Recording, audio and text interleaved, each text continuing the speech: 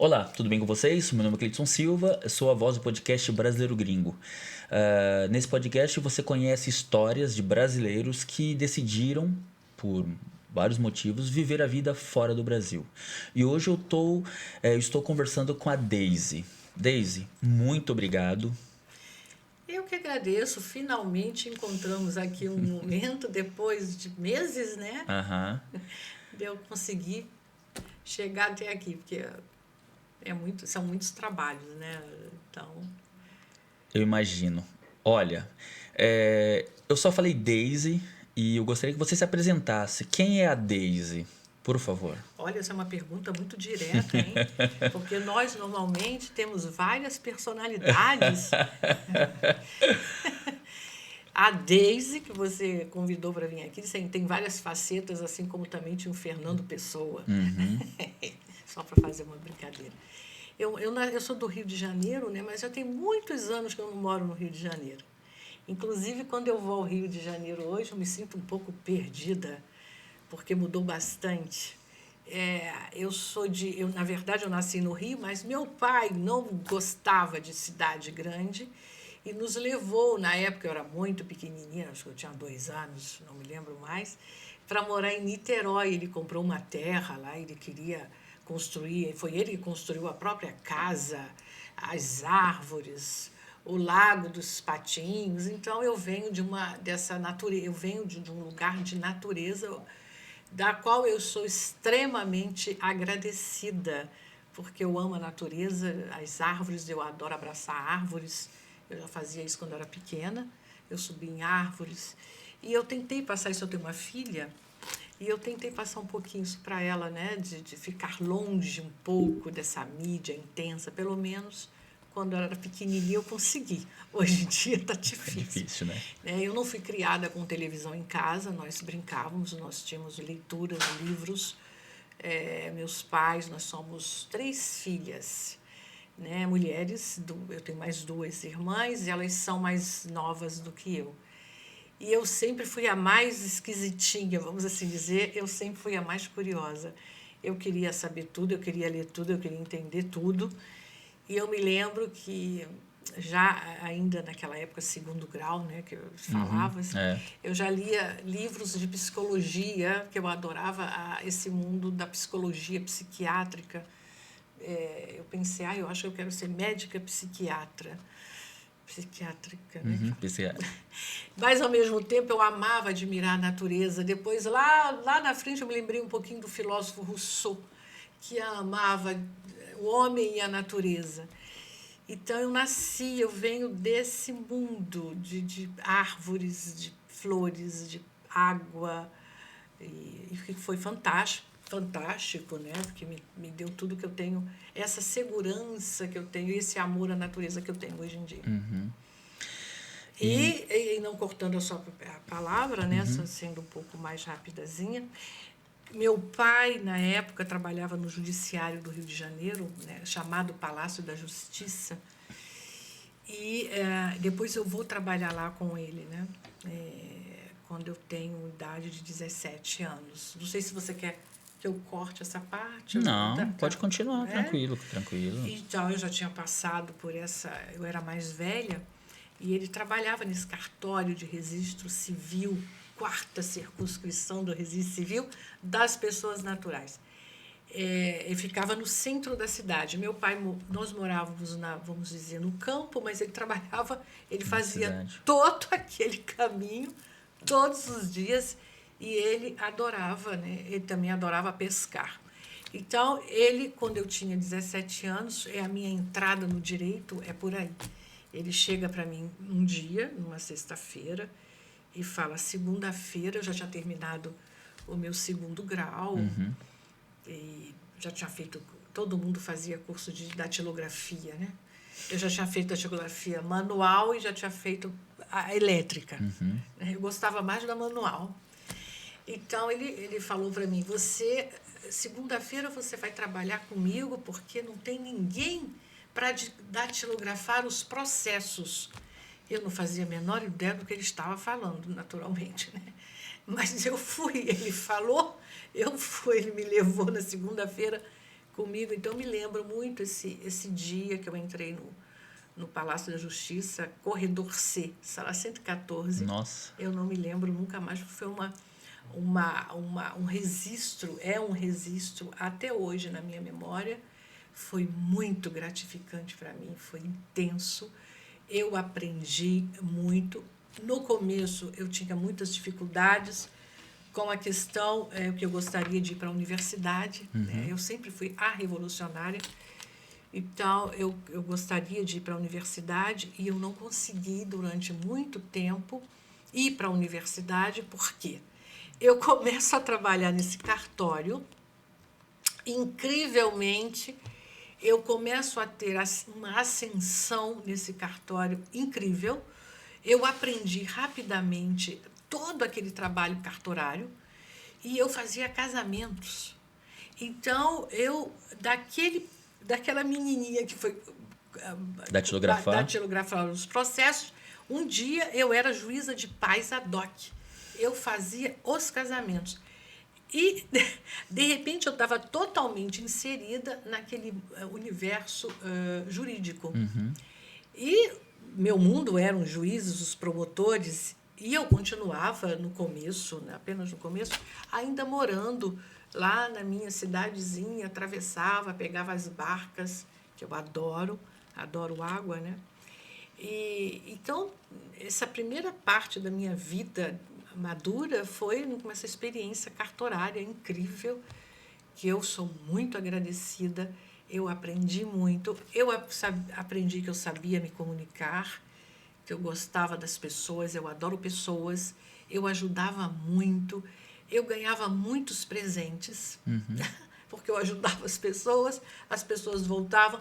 Eu trouxe um bolinho para você, eu trouxe um quibezinho para você. Era incrível essa troca com aquelas pessoas. Só que, com o passar do tempo, eu fui ficando um pouco cansada, porque, na verdade, eles não me deram um tempo para pensar, né? Você quer isso ou não? Você quer continuar no direito ou não?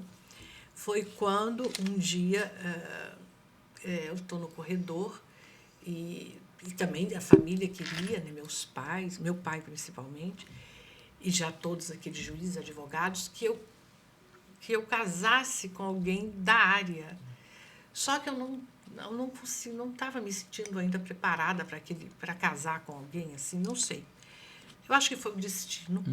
Um dia eu estou no corredor do meu cartório, no corredor C, e olho assim uma pessoa lá na frente, e eu pergunto a uma minha amiga, mas quem é aquele rapaz?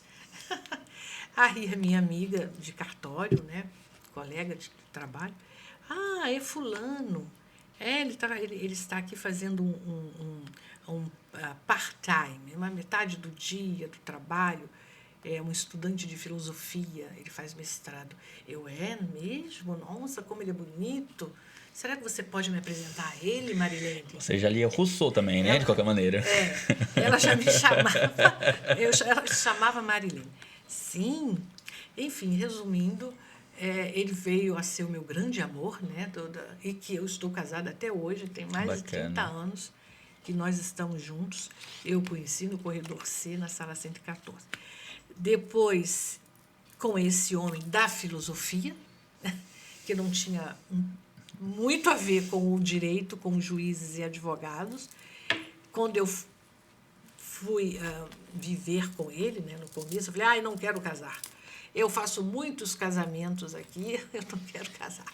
Porque vou morar junto. Morar junto, né, com as pessoas. Porque eu vejo depois todo mundo vem aqui se divorciar. Ao mesmo tempo que eu faço o casamento, depois tem que dar para o meu colega para fazer a averbação do divórcio. Esse negócio de casamento. Você gasta tanto dinheiro fazendo casamentos. Era o meu discurso da época. Eu acho que todo mundo tem que casar, fazer aquelas festas maravilhosas. Se não der certo, não deu depois, mas pelo menos você tem o seu álbum de fotografia, se tudo acabar bem, né? Porque eu já vi muitos que não acabaram bem. E aí, com o estudo da filosofia, ele estava se preparando para ser professor de filosofia. E foi uma época no Brasil que no Rio de Janeiro não tinha muitos concursos de filosofia, para ser professor de filosofia. Ele vem de uma universidade federal muito importante no Brasil, no Rio, desculpa. E nós todos somos de famílias simples, mas de pessoas que leem, né? A família dele também, os pais, a mãe é professora primária, foi professora primária há muitos anos, também de um bairro simples, mas todo mundo que dormia com os livros à côté, como a gente diz em francês, do lado. Do ladinho. É. A busca do conhecimento. A busca do conhecimento, porque nós já tínhamos na nossa mente, principalmente eu, completamente curiosa, que lia muito, que é com o conhecimento, com os livros, que você ia mudar uma situação, uma vida, né? Era só assim que a gente poderia. E é tão bom você saber, você ter conhecimento. Claro. É maravilhoso. Então, ele, nessa época, ele passa num concurso público, que era uma época muito difícil, né, de concursos, em João Pessoa. Um pouquinho longe do Rio de Janeiro. Um pouquinho longe do Rio de Janeiro. Eu não sabia onde é que era João Pessoa. Eu fui olhar no mapa. Meu Deus, mas que coisa longe! Como é que eu vou para esse lugar? Naturalmente, eu vou ter que sair do cartório, né? Como eu já estava cansada, eu tirei férias, eu me lembro, e deixei uma carta escrita para o meu tio dar, né, uma carta de pedindo para sair, né, do trabalho jurídico. Eu mesma, pessoalmente, não fiz isso. Eu não ia ter coragem. Você imagina, você entra num lugar de 17 anos, 10 anos você fica naquele lugar maravilhoso, né, mas eu tinha que tomar uma decisão ali. E, você sabe, foi uma das melhores decisões que eu tomei na minha vida, porque eu fui morar em João Pessoa, um lugar que eu não conhecia e que foi, eu já digo que foi minha primeira saída do Brasil. A primeira imigração, A minha primeira assim. imigração foi João Pessoa. Chegando lá, eu aprendi com o passar do tempo. No começo eu fiquei um pouco tonta, claro, né? Aquele mar todo na minha frente. Cadê o cartório? Cadê os papéis, os processos e tudo? Eu já tinha uma filhinha pequena, né? Nós já tínhamos uma filha. E ele saía para dar aulas, né, na Universidade Federal de João Pessoa. Daqui a pouco eu tinha que me situar ali, eu tinha que fazer coisas, voltar para o mundo, né? E eu disse, para o direito eu não volto. Eu não quero isso na minha vida. E aí eu comecei Nós tínhamos um amigo que estudava canto, canto lírico, e era artista plástico. Ele virou para mim e falou, Deise, por que você não vem estudar canto? Eu falei, eu nunca cantei na vida. Como é que eu vou fazer isso? Não, venha. Então, eu comecei a cantar. Fui para esse curso. Daqui a pouco eu descobri que eu sabia cantar. Que eu era soprano. Ainda por cima, soprano ligeiro. Nossa! Então, eu comecei a me interessar por aquele canto maravilhoso, cantar, e comecei a estudar técnica vocal. Então, eu entrei no departamento de música da Universidade Federal da Paraíba. Quero aqui deixar um registro, que a Universidade Federal da Paraíba é fantasticamente divina, principalmente no departamento de música. Que legal. Quando eu cheguei lá, eu encontrei artistas, instrumentistas maravilhosos. Eu falei, isso existe no Brasil? Eu não sabia. Aliás, existem tantas coisas nesse nosso Brasil maravilhoso que acaba, mais ou menos, a gente não fica sabendo. Por o país ser tão grande também, né, Deus? A gente acaba... A distância, assim, a geográfica é tão que tem tanta coisa, tanta coisa. Olha, aqui a gente, conversando com as pessoas... você é de onde? Olha, eu vim, sei lá, de Roraima. Quê? E a gente não tem nem noção de onde, né? Entre aspas, do que é. Eu sou de Tocantins e você, eu sou de São Paulo. É muito grande. E aí você começa a descobrir as pessoas. É interessante. Continua a sua história. Sim, você está pedindo para eu continuar falando. Então, em João Pessoa, para fazer um resumo, é quando eu entro e me descubro numa vida diferente, artística. Eu não tinha a menor ideia que eu sabia fazer aquelas coisas. Então eu comecei a cantar e cantava bem. Eu fazia parte de um coral grande, com um maestro que tinha acabado de chegar do Canadá, de uma universidade que se chama McGill, né? E ele ficou lá 10 anos, sendo professor nessa universidade, e acaba de voltar para João Pessoa, Paraíba. Acredita nisso? E eu falei, meu Deus, esse senhor morou lá 10 anos e está aqui. Que fantástico, achei aquilo divino. Quando ele tinha um assistente. O assistente queria organizar um grupo de câmera. Grupo de câmera é quando você não canta com instrumentos. Só a voz. Então, ele fez um teste e eu fui escolhida para ir para esse grupo de câmera. Imagina você. Então, comecei a cantar com ele. Éramos 5 pessoas apenas.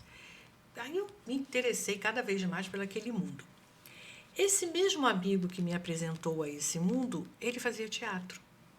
Ele vai na minha casa almoçar e diz, você não quer cantar na peça infantil que eu estou participando? Eu falei, eu cantar num teatro, numa peça infantil?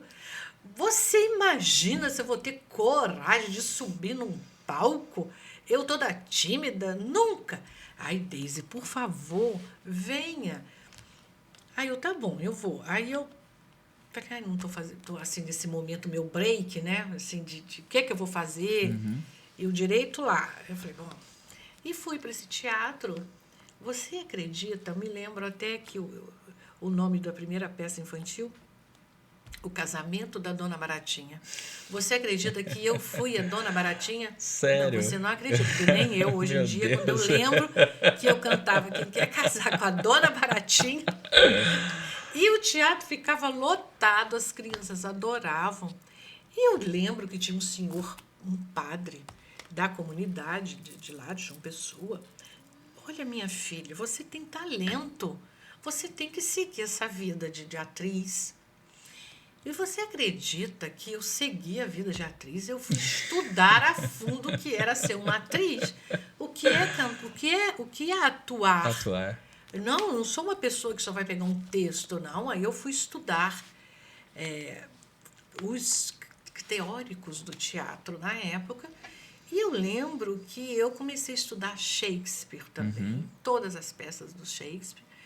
E por aí vai, e daí eu fui, e aí consegui voltar um pouco no Rio de Janeiro na época e estudar numa escola de teatro, fazer aqueles cursos menores para eu ter contato com isso. E foi quando eu, que já conhecia esse filósofo, né, Albert Camus, e eu vou para essas escolas e eles estão encenando a peça A Peste, do Camus. E eu falei, não é por acaso isso, porque eu já amo esse filósofo. Meu marido me trouxe todo esse mundo, universo filosófico fantástico, né?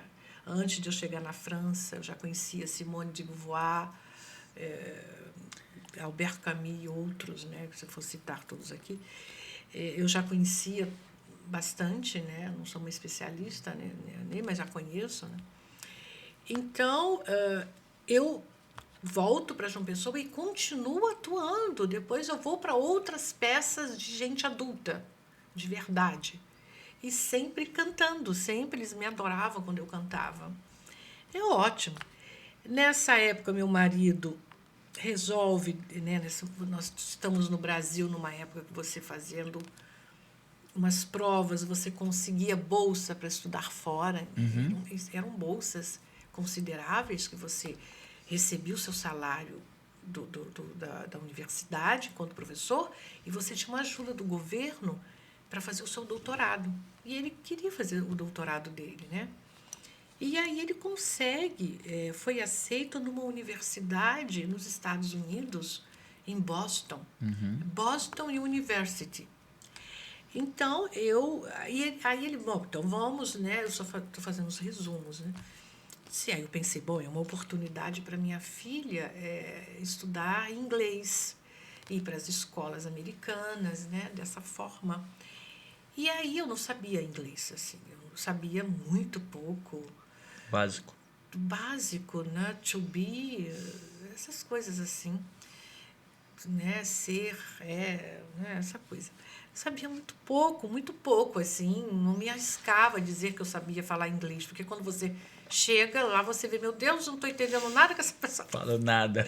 Ainda mais em Boston, com aquele sotaque deles, New England. E nós fomos, né, para os Estados Unidos, e também foi uma vida de estudante fantástica. Encontrei lá vários músicos que estavam na Boston University, pessoas que vinham, inclusive de João Pessoa, ou que eram pessoas de João Pessoa, estavam no Rio de Janeiro. Então foi um encontro mágico com aquelas pessoas. E eu falei, eu vou estudar muito inglês. Eu não quero sair daqui sem fazer um curso, sem atuar em inglês. Ah, que bacana. E aí eu comecei a estudar, feito uma louca. Estudei durante 2 anos, bastante. Fui para alguns lugares pesados, né? Já que eu estava ali em Boston, estava pertinho de Cambridge, só você atravessa o rio, então tem Harvard. Então eu fui para lá. Eu falei, não, vou estudar, quero estudar um pouquinho aqui inglês, mas tive a chance de pisar ali naqueles lugares que eu considero abençoados nessa terra. E aí eu consegui ir para a escola de teatro e consegui atuar. Eu atuei em 3 peças em inglês. Uma pequenininha e outras 2 maiores, dividindo o palco com outras pessoas, claro. Foram peças importantes, né? A Uncle Vanya, que é do Tchaikovsky também, Glass Menagerie, Penteadeira de Vidro, que é do Tennessee Williams. Então, quando eu chego aqui na França, que depois meu marido muda, quando voltamos depois para o Brasil, ele muda completamente de profissão e eu estou engajada já em várias coisas na minha vida interna, externa, minha cabeça. Então, quando eu chego na França, que ele vem trabalhar aqui, eu já venho com toda essa bagagem. E por que vocês vieram para cá? Ele veio trabalhar aqui, que eu não gostaria de entrar assim, sim, sem problema. Ele veio trabalhar. Ele veio trabalhar. E você veio atrás do maridão. Não atrás, né? No modo de falar. Nós viemos juntos, nós somos uma família que divide as coisas.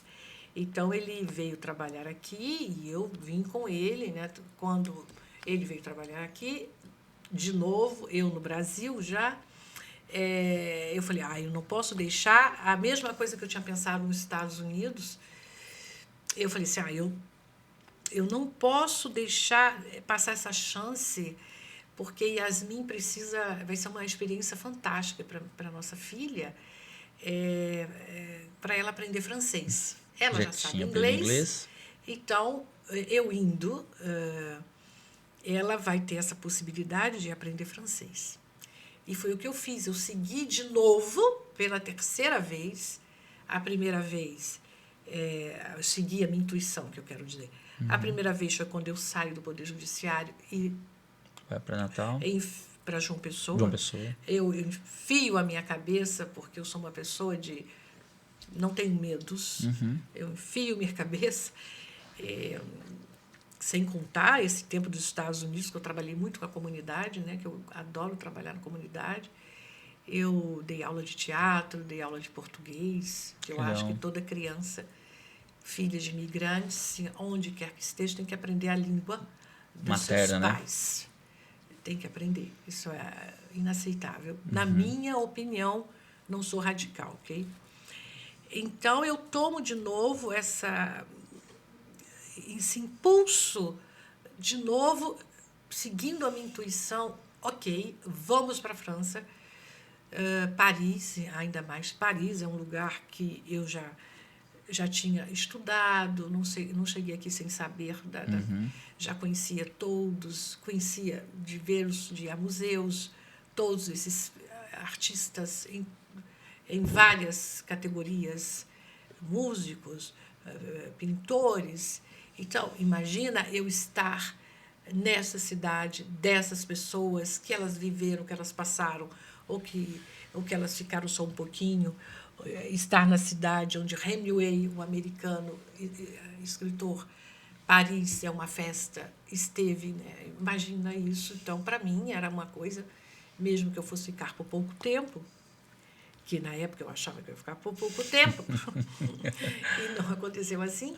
Então, não podia. Ninguém, eu acho, que perderia essa chance. Puxa. Né, de você ter contatos com esse mundo, esse universo. Então, foi assim que eu vim parar na França, vim parar em Paris, e que depois de 3 anos que eu estou aqui, eu resolvo finalmente, né, para chegar na questão no livro, eu resolvo mudar mesmo de vida profissional, que eu resolvo entrar no cinema, né? E, então, quando eu entro no cinema, na universidade aqui, mesmo já sendo um pouquinho mais de idade, não sou uma jovem de 20 anos que entra aqui no cinema, eu entro com toda essa minha bagagem, né? E você vai me perguntar por que o cinema e não direito? Eu cheguei a traduzir todos os meus documentos do direito, ainda pensei em entrar aqui no direito, mas no último momento eu falei, eu não posso, eu preciso de algo universal. Eu preciso de algo universal que eu esteja perto das pessoas. O direito também te deixa muito perto das pessoas. É uma matéria que eu adoro. Porque eu não contei, mas eu ainda tentei voltar. Eu ainda fui para o direito quando eu estava em Brasília, que eu também pulei essa parte de Brasília. Eu voltei para o direito em Brasília e ficava no teatro e ficava na universidade direito. Lá. E nesse momento eu sou da primeira turma do Juizado Especial de Brasília. Eu fui conciliadora criminal, porque eu adoro... O lado... adoro esse lado, ir lá e conciliar as pessoas, fazer... Mas eu nem vou entrar... Trazer a paz. Trazer a paz, exatamente. E aí eu venho pulando, né, voltando para cá. Eu entro na universidade francesa, né, aqui, sem expectativas. Eu entro com o desejo de aprender algo novamente. Aquela menininha curiosa, destemida, nunca lá morreu, da infância, né? Lá da adolescência. Nunca deixou que de... lia aqueles livros de psicologia, psiquiatria. Eu nunca deixou de existir e continua, eu continuo.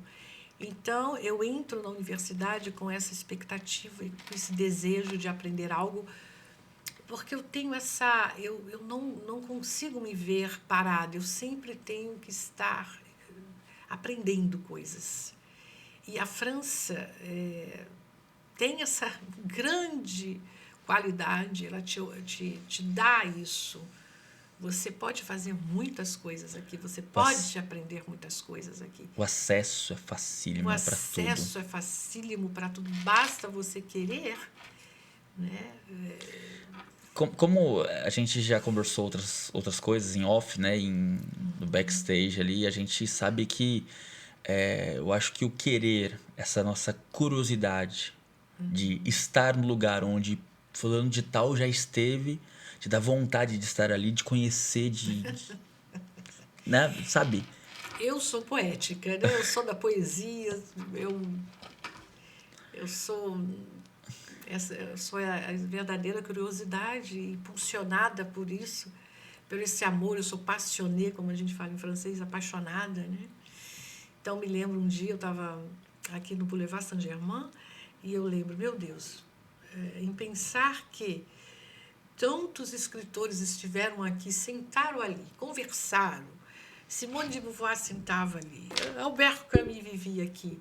Então, isso tudo te dá né? Não é nada, não foi à toa que eu fui para o cinema, já tá com todo esse imaginário vivo, né? Dentro, na minha cabeça.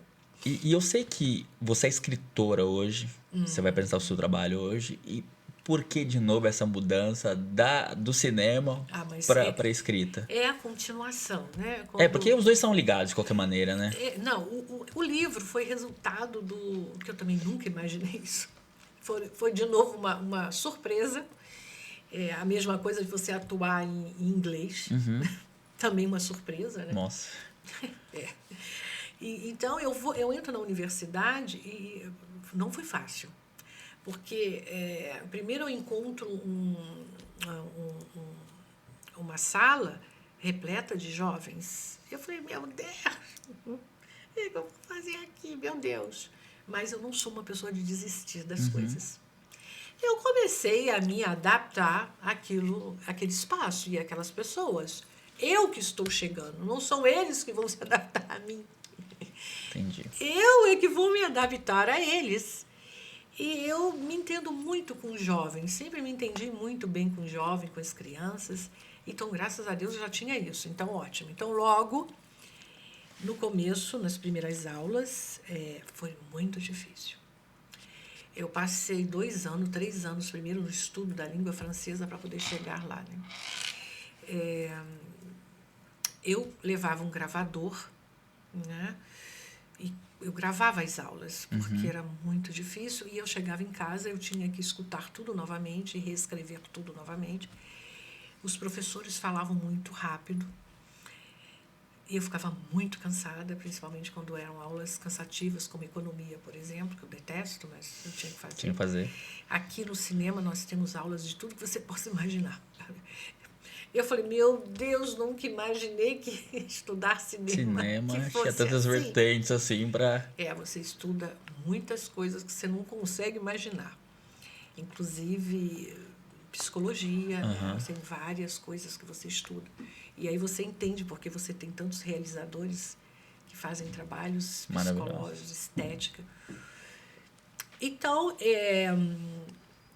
eu tinha uma amiga, uma colega de trabalho, de sala de aula, uma francesa, que ela vendo a minha dificuldade, né? Ela começou a me dar os rascunhos dela. Então, aquilo já me ajudou. Eu já chegava em casa, já tinha os rascunhos da Catarina, então eu já adiantava, assim.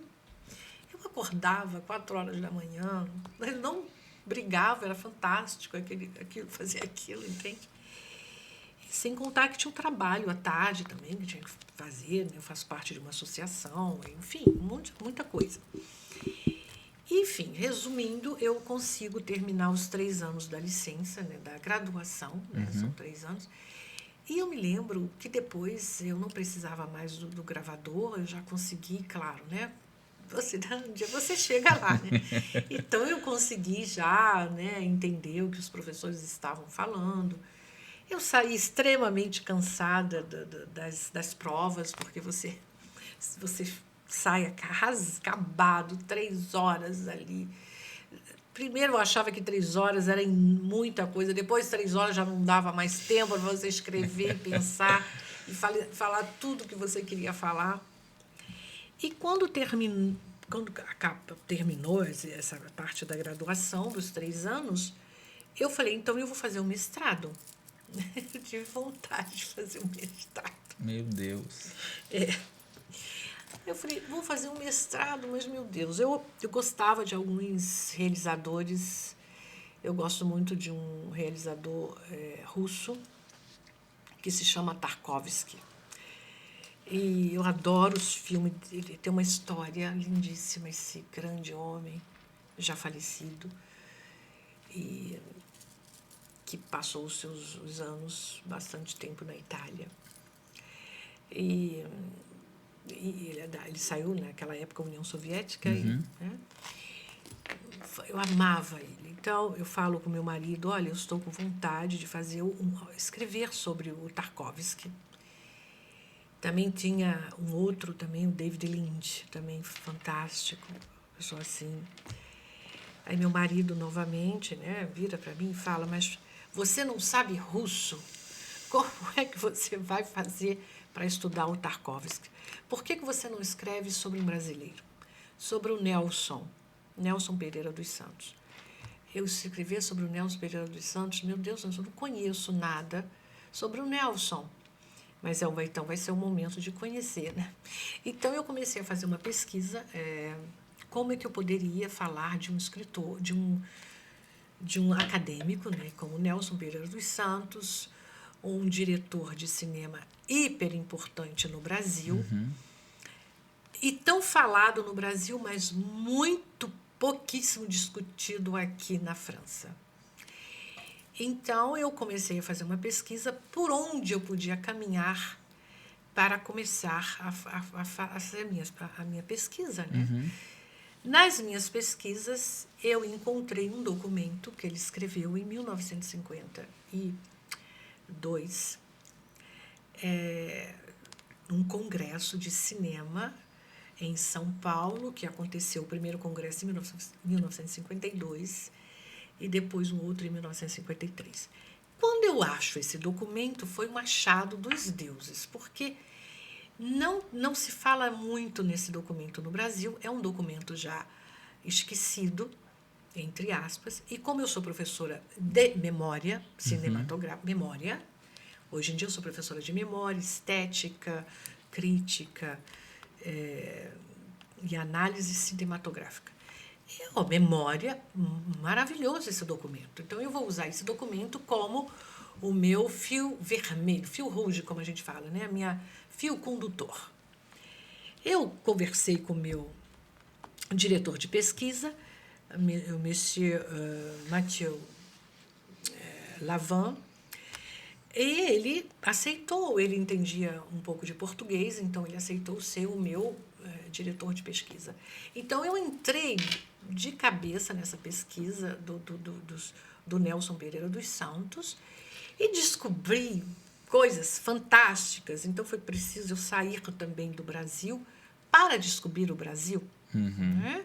Eu começo a estudar a fundo, muito antes do Nelson, no período do Nelson e depois. E o Nelson morou aqui 2 meses. Ele veio para cá quando ele tinha 21 anos de idade. E ele também veio do direito. Nossa. E ele também fez teatro, um pouco no teatro amador. Eu falei, meu Deus, essa pessoa veio para a minha vida como um anjo. Tá ligado. E aí eu começo a fazer a minha pesquisa, né, e a escrever, e entro pela filosofia, né, eu tive que estudar conceitos e entender conceitos de nação, porque o meu livro se chama, que virou depois um livro, Nelson Pereira dos Santos, e a invenção de um cinema nacional.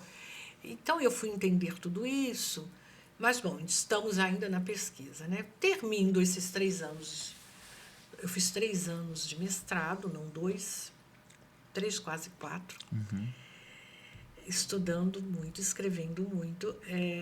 Eu vou para a banca, é um dia de defesa de tese, né? E aí eles gostam muito do meu trabalho. Eu escrevi esse livro, que hoje é um livro, graças a Deus.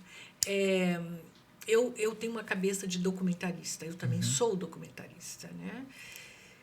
Estou com alguns projetos parados, porque com essa pandemia, tudo que aconteceu com a gente, depois veio meu livro, era uma confusão.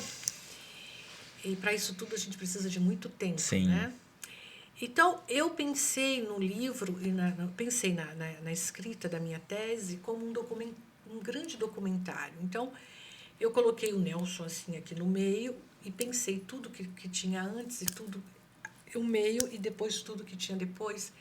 E toda essa revolução que o Nelson intelectualmente provocou na nossa cinematografia brasileira. Porque aqui na França as pessoas pensam muito e conhecem muito mais o Glauber Rocha. Muitas pessoas pensam que o cinema novo, que a transformação do cinema começa com o Glauber Rocha. Mas, na verdade, foi com o Nelson Pereira dos Santos que começou. Quando o Nelson vira cineasta, ele, em 2 depoimentos do Glauber, ele diz: eu despertei o desejo maior de ser cineasta depois que eu vi o primeiro filme do Nelson, O Rio 40 Graus, que é um filme fantástico, que foi uma grandíssima revolução na nossa filmografia. Esse filme foi proibido, foi enorme. Mas voltando à tese. Então, quando eu termino todo o trabalho, eu hesitei, eu estava muito cansada do tempo da pesquisa, e meus amigos queridos, alguns brasileiros, outros franceses, falavam para eu enviar o manuscrito para as editoras. Eu falei, você acha que eles vão querer publicar o meu trabalho? Né? Sim, manda. E eu acabei mandando o manuscrito para 2 editoras. Um mês depois, eu recebo 2 cartas. É a editora Harmattan e a editora Baudelaire. As 2 queriam publicar meu trabalho e eu fiquei assim, eu não acredito nisso. Isso foi Isso há fantástico. quanto tempo desde? Olha, isso tudo aconteceu um mês antes da pandemia. Nossa, 2019. Caramba, é tudo Uma muito semana recente. depois, a gente ia fazer a noite de autógrafos aqui, né? E... Fechado. Aí tudo, né? Aí eu tinha algumas conferências naquele ano, né, do 2019. Foi 2019 a nossa Ela pandemia. começa em 2019, porque 2019 tinha alguns focos já na China. Isso, aí entra para 2020. 2020, que aí que alastrou, fechou tudo aqui.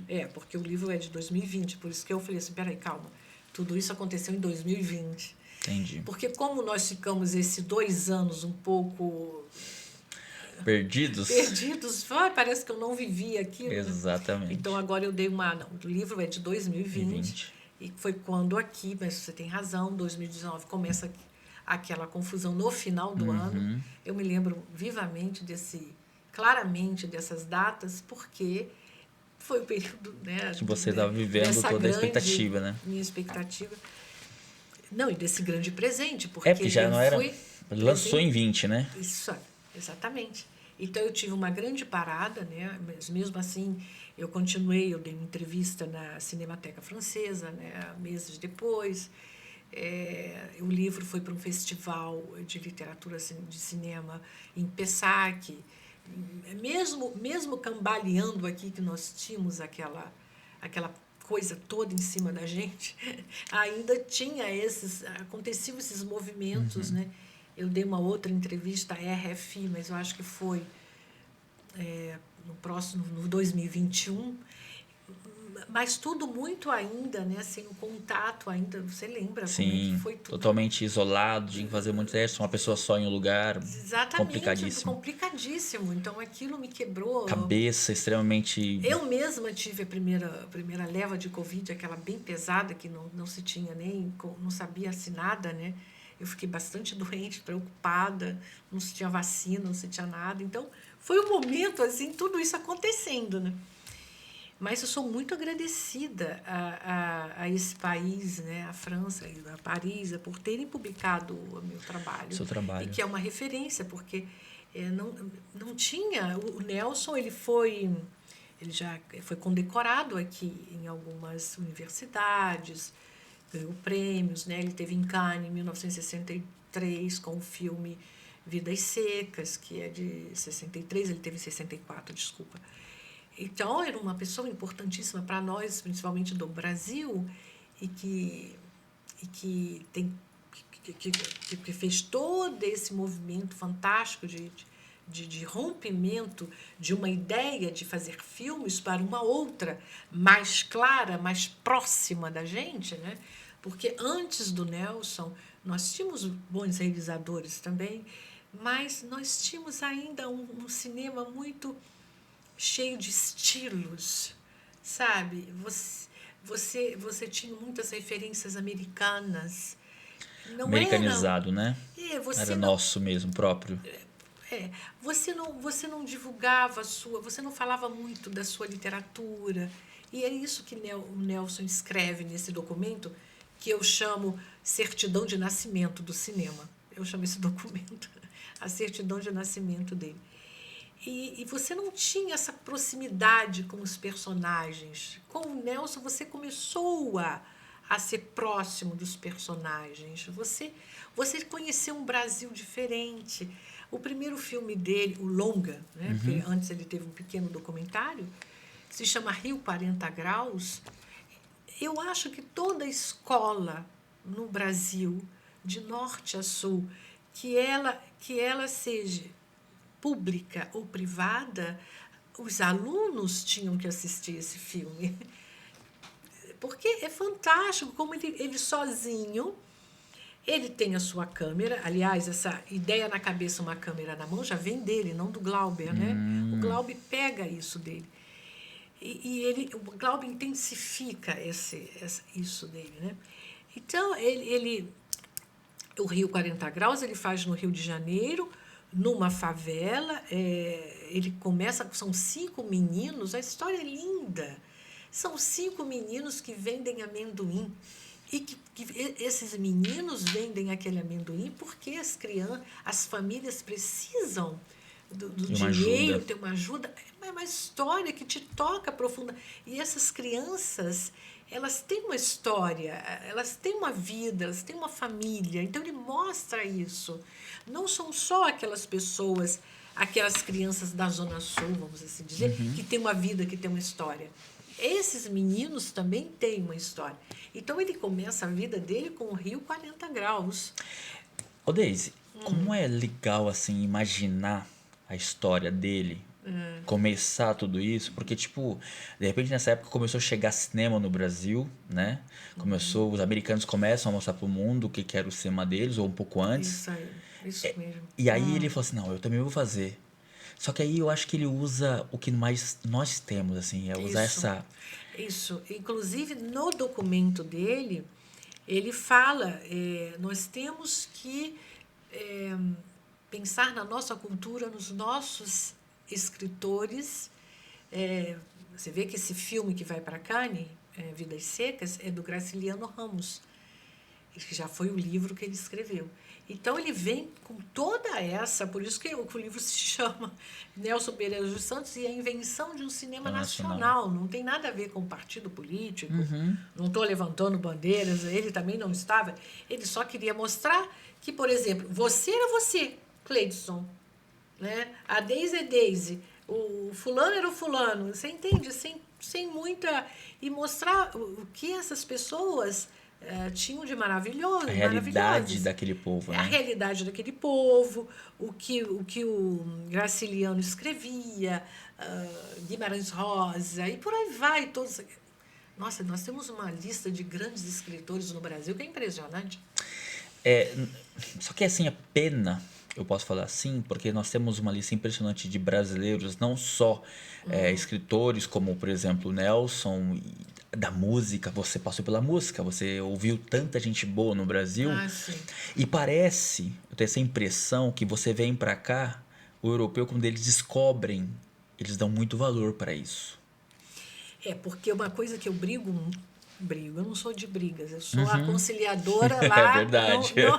Eu ainda continuo uma menina conciliadora da primeira... Você não briga com ninguém. Do Juizado Especial de Pequenas Causas, é a primeira turma, eu sou daquela primeira turma de Brasília. Eu não gosto dessa imagem que nem quando eu morei nos Estados Unidos, já morei também, já passei por outros países, que não vale, não precisa falar. E aqui que o brasileiro é o samba e o futebol. Eu tenho até um amigo inglês que uma vez ele me deu um livro para a Daisy, que não fala de samba nem de futebol. Não, eu falo de samba e de futebol. Só que eu não quero essa imagem, caracterizar um brasileiro, porque... Associar todos os brasileiros a isso. Associar todos os brasileiros... Quando eu vou, às vezes, como sempre, né? Se vou para alguma roda... brasileiro, samba, assim... conheço. A escola de samba, o desfile das escolas de samba. Aí começa essa imagem que acha que você está fazendo brincadeiras mais ousadas no meio da rua. Então, quando você começa a falar que você tem grandes escritores, e as pessoas ficam, ai, meu Deus, eu falo assim, olha, não... Antes de falar qualquer coisa, se informe. Ô, Deise, tem uma coisa assim, bem interessante que eu comecei a perceber isso com o tempo, que tem mudado esse estereotipo que foi criado de nós brasileiros, né? Sim. Você hoje, o cinema, por exemplo, o nacional, antes era só o cinema nacional e era divulgado só ali. Eu lembro quando eu cheguei aqui na França, um tempo depois, alguém perguntou pra mim: Nossa, eu não sabia que vocês faziam filmes como o José Pequeno, né? Que foi com o Padilha. Eu não sabia que vocês faziam filmes assim tão bons. Pra você Falei, mas ver. por quê? Aí eu dei um refresco pra pessoa. Poxa, viveu aqui em Paris, Santos Dumont, cara. Pronto. Verdade, brasileiro. Ayrton Senna tinha o rival eterno dele, que é Alain Prost. Ele não é do samba nem do futebol. E aí você vai descrevendo várias pessoas. Tem um escritor, eu esqueci o nome, tô tentando lembrar agora, eu não consigo lembrar. Que ele é muito lido aqui. Muito lido, as pessoas conhecem. Tem um livro dele em francês, não tá aqui, que ele é muito lido aqui. E por aí vai, são outros, tem muitos conhecedores aqui da música, da bossa nova, principalmente. Exatamente. Mas assim, mas é que você tem razão, a imagem, esse título tem mudado bastante, mas já foi bem forte, já foi Sim. bem crítico isso, de você ter só essa imagem desse samba e desse futebol. Claro, o futebol é lindíssimo. O samba é maravilhoso. O samba maravilhoso, mas não você de cara e você falar... estereotipar todos com a mesma coisa. Você concorda comigo, né? Não, o samba... sabe, você entende? Sim. Tem Clarice Lispector, que morou no Brasil. E olha aí, Deus, que legal. Meu pai amado. E é lida no mundo inteiro. Lida no mundo inteiro. Ela é, acho que é armênia, se não me falha a memória, que é tanta coisa na minha cabeça. Mas uma mulher também que morou em alguns países, inclusive morou em Berna também. E depois ela escreve, ela começou... Ela morou no Recife. Pra você ver. Cresceu no Recife, a pequenininha do Recife. Ucrânia. Acho que é Ucrânia, se não me engano. Clarice. Essa nossa mistura, né, de povos. Assim. Depois, no fim, dá uma qualidade para aquilo que nós vamos fazer. É muito legal da gente ver. O povo brasileiro é um povo muito aberto, né, que sempre recebeu bem todas as culturas, né? Você vê São Paulo, por exemplo, você tem... Lá e todo mundo se entende, né? São os muçulmanos com os tudo, japonês, os japoneses, com italiano. Daqui a pouco está todo mundo sentadinho juntos, comendo, e todo mundo... É muito fantástico. Não sei como é que anda a situação nesses últimos tempos. Tem um tempo já que eu não moro de verdade no Brasil. Então, tenho medo até de falar. Mas, assim, eu tenho ido mais agora, principalmente meu livro já está traduzido em português e em breve vai ser publicado. Então, eu tenho ido mais por lá. E até pensei, eu acho que eu quero voltar a morar um pouquinho aqui, quero fazer filme no meu Brasil, que é tão lindo, eu amo aquelas cores do Brasil, o céu. No Nordeste você tem uma cor lindíssima, em Brasília você tem aquelas árvores lindíssimas. No Sul você nossa, nem se fala. Deise, o que mais te faz falta no Brasil? No Brasil, às vezes, a gentileza. Né? Isso é uma coisa que não é a primeira vez que eu moro fora, né? Que eu estou morar. Isso é uma palavra meio... Não é a primeira vez que eu estou fora. Eu acho que eu já estou fora há tanto tempo que já pulei de países em países. É diferente também, né? O americano, você até me falou um pouquinho, né? A gente estava conversando em off, backstage. Eles são mais open, né? Assim, mais, né? O francês já tem o seu estilo próprio de ser, né? Mas que depois eu tenho amigos que eu consegui construir aqui, amigos bem queridos, que eles te dão a chave. Isso também acontece com você, né? Te dá a chave da casa para você. Mas até chegar a isso, eles são um pouco... Né? Não são como a gente, open, completamente. Você conhece uma pessoa... Eu acho isso fantástico na gente. Você conhece uma pessoa... vamos tomar um café amanhã, não sei o quê, vem aqui em casa. Isso não existe aqui, né? Isso não existe aqui. E até minha filha, eu falei, olha, minha filha, você não é francesa. Você é brasileira. Cecília. Ela, Já está ela nasceu nos Estados completamente Unidos. francesa. Não, ela nasceu no Brasil e depois foi Não, para os Estados graças Unidos. a Deus ela nasceu no Sangue dela é Brasil. tupiniquim. Graças a Deus, eu estou muito honrada disso. Que Mas ela foi bacana. para os Estados Unidos pequenininha. Mas eu sou a pessoa mais patriota assim do meu Brasil que você não pode imaginar. Eu amo meu país. Desses todos os lugares que você já viveu, assim, qual o melhor lugar o lugar que você mais gostou? Olha, não existe assim melhor lugar. Existem lembranças De cada lugar. cada lugar, porque todos os lugares eu tentei tirar o máximo daquilo que eu estava recebendo, entende? Então fiz amigos, eu estudei, eu fui colhendo, sabe? Então eu tenho ótimas lembranças do tempo de Boston, porque a gente era tão leve, aquilo era tão leve, a gente estava ali tão inocente. Foi a primeira vez saindo de um país, saindo do Brasil, quer dizer, João Pessoa, né, que já era um outro país. Quase, verdade. Fantástico, até a comida completamente diferente do sul, né, do Rio. E você sabe que os meus melhores amigos hoje em dia estão em João Pessoa, né? Porque estou apaixonada por Queria aquele raiz, lugar. né, meu? Queria raiz, Não, né? mas e o lugar também é maravilhoso. É. Mas o tempo de Boston foi um momento assim tão zen, era música, era teatro, era a minha filha aprendendo a tocar violino pequenininha. Depois ela não seguiu a carreira, mas pelo menos tentamos. Então foi um momento assim muito fantástico esse, mas ele está lá guardadinho, né, na memória. Yasmin, minha filha, era pequenininha. Então tem, né, a gente curte os filhos diferentemente. As idades vão passando, né, e eles vão ficando diferentes e nós também, né? Então teve lugares de histórias fantásticas. Nossa, eu sou uma pessoa que eu me considero muito abençoada. Que legal. Mas isso Sou agradecida ao mundo, é por isso que eu faço tantas ações. Tento fazer boas ações no mundo, ajudar as pessoas, essas coisas assim. Sem querer, ou como fala isso, a coisa em troca. Né? Dá valor às coisas que você acha que tem que dar valor. De valor, exato. Eu respeito muito o ser humano, respeito muito as pessoas, independentes das suas profissões. Só não gosto de desonestidades, claro, né? Nem mentiras. Isso eu não gosto, não. Mas eu respeito, né? Eu acho que as pessoas veem isso em mim. Claro. Então... Você dá aquilo que você quer receber ou recebe aquilo que você dá?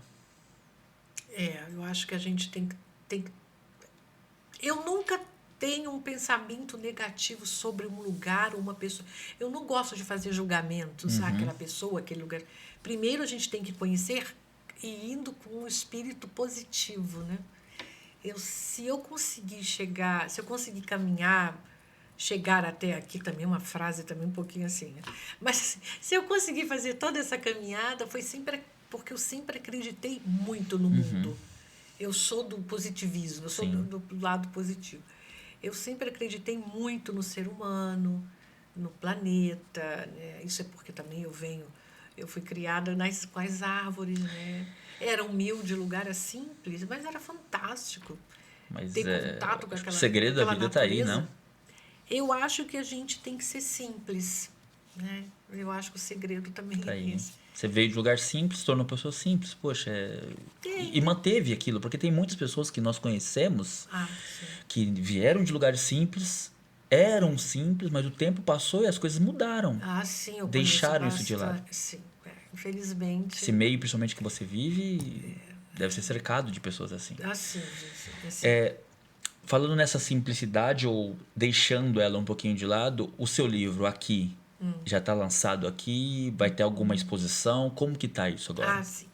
Não, como eu falei, né, ele já foi lançado desde 2020. Eu já fiz já participei de alguns festivais, né?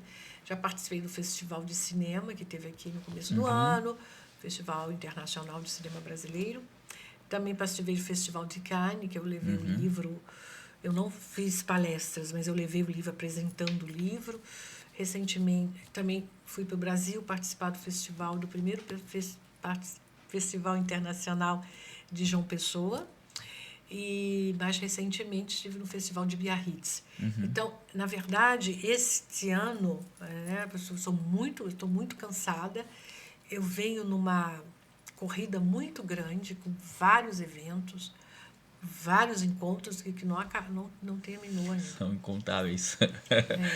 Eu imagino, assim, a dificuldade, né? A correria que é dar conta de viver esse mundo agora que você tem vivido. Exatamente. E também quando você é publicado, você não pode parar, porque eu me sinto muito honrada. Eu agradeci muito ao Nelson. Ele faleceu, ele já tinha 90, ele já estava velhinho quando eu comecei a escrever a tese, né? Começou com uma tese. E ele faleceu quando eu estava no último ano da tese. Então eu senti uma imensa tristeza, porque quando a gente começa a estudar sobre uma pessoa, como ele, por exemplo, você começa a ficar íntima da pessoa sem ela saber nem Quem é você? que você existe. Mas você fica tão íntimo dela, você já imagina que ela acorda tomando café com você, já imagina que ela vai te atender ao telefone quando você tem uma dúvida sobre algum momento que ela viveu quando estava fazendo aquela coisa. Então você fica numa intimidade com a pessoa, você entra no universo. Inclusive, no meu livro, eu até coloco que na versão em português, eu acho que eu vou até tirar, porque eu estava completamente agraciada, né, que eu até coloquei que o Nelson pegou na minha mão e nós saímos no mundo da criatividade juntos.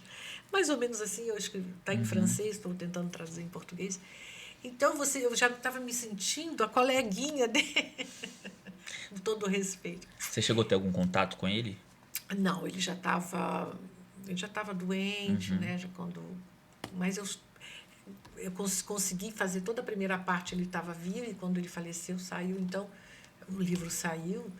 Então, o livro está na Cinemateca Francesa, que é um lugar aqui muito importante, na Biblioteca Nacional. Então, a minha homenagem, ele me deu isso, foi ele que me deu, você entende? Porque ele me incentivou a escrever sobre ele aqui, mesmo ele já sendo tão conhecido no Brasil, mas é conhecido, mas não tanto assim como ele merece ser.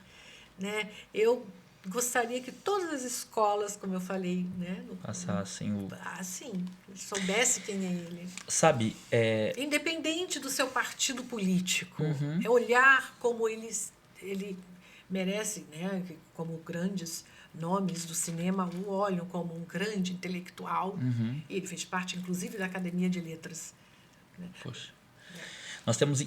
Mas está mudando, acho que tem mudado isso, mas nós temos, infelizmente, um problema de não dar valor àquilo que é nosso. Essa foi uma grande questão também que o Nelson e que eu também, estudando bastante agora a nossa história, eu pude entender muitas coisas que eu não... Principalmente essa palavrinha, nação. Exatamente. As pessoas... Desculpa, né? Vai ficar gravado. A gente tem essa pequena coisa de confundir muito as coisas. Né? Então, eu estudei aqui um filósofo e que eu me inspirei muito na conferência que ele fez na Sorbonne, em 1886. E o título da conferência dele era O que é uma nação? Então, eu me inspirei muito desse texto dele. Esse texto está na minha tese, no meu livro. Um pedaço eu me inspirei para escrever e eu fui entender o que o Nelson queria dizer. E eu tenho certeza, quase certeza, que o Nelson não leu esse filósofo e nem leu essa grande conferência. São páginas e páginas. Filósofo, historiador, porque naquele tempo, a gente está em 1886, imagina, na França, 1886, Nossa, o que era você sentar, subir ali naquele palquinho ali da Sorbonne e fazer uma conferência, né? Então, ele tem uma coisa muito linda, num pedaço dessa conferência, O que é uma nação. Até eu escrevi aqui um pedacinho, só para não esquecer. Né, minha tradução em português, nação é uma alma, um princípio espiritual em que um povo se define e se reconhece. O chamado plebiscito cotidiano. Eu falei, meu Deus... Aí, e continua, esse desejo de ver juntos a vontade de continuar promovendo o patrimônio que recebeu indivisível, criando ligações imaginárias. Aí eu falei, meu Deus, mas é exatamente isso. Nós não temos, está um pouquinho melhor agora, mas nós não temos essas ligações imaginárias. A gente não preserva esse patrimônio indivisível e visível. Claro. Tipo, eu vou chegar lá na sua casa, papapá, knock. Olha, você tem que ali preservar aquela estátua, aquele livro, enfim, várias coisas. Isso não precisa ser dito, aquilo faz parte daquele país, daquela história. Isso não tem nada a ver com o partido político também. Você só respeita aquilo. As pessoas respeitam, aquilo faz parte de mim, que nasci naquela terra, né? Naquele solo, na verdade é isso. Então, esse plebiscito que ele fala cotidiano, é isso, você vai guardar, você se protege e protege, né? Uma biblioteca nacional, protege o seu cinema, porque aquilo faz parte de você.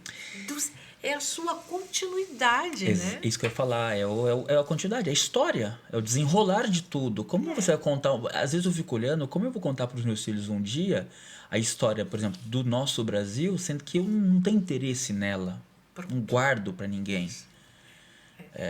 Você me passou, me viu esse dia um vídeo que eu comecei a olhar de novo. É a primeira coisa que veio na minha cabeça. Eu vou decorar essa história de novo para contar para os meus filhos, para eles entenderem lá atrás o processo desse país, daquele país. Exato. Então acho que passa muito por tudo isso, assim. E isso é fantástico. Depois, Seus agora está filhos gravado. nasceram aqui? Sim. Então, Eles ainda bem que assim. eles falam português. Então, ó, eles nasceram aqui, mas a gente tem essa mentalidade, esse nosso querer de guardar sempre, passar para nossa raiz. A minha mulher, às vezes, a Tata, ela vai para levar eles para a escola e no caminho a Ivy canta Meu limão, meu limoeiro. Ela sabe. Exatamente, ela sabe cantar. Que bonitinho. O Theo, uma das músicas preferidas dele é se esta rua fosse minha. Exatamente. Então nós passamos isso para eles. Bravo. A minha maneira de guardar aquilo que nós queremos. Por exemplo, um dos desenhos que ele mais gosta de assistir é o do Seninha. Olha só, é um grande nome, né? Ele não viu, não sabe nem quem que é. Mas parabéns, eu vi. né? E eu passo para ele, olha, Ayrton Senna aqui, ele é muito respeitado aqui na França, como no Brasil. É um brasileiro, um dos brasileiros. Parabéns. E outros mesmo. que a gente tem.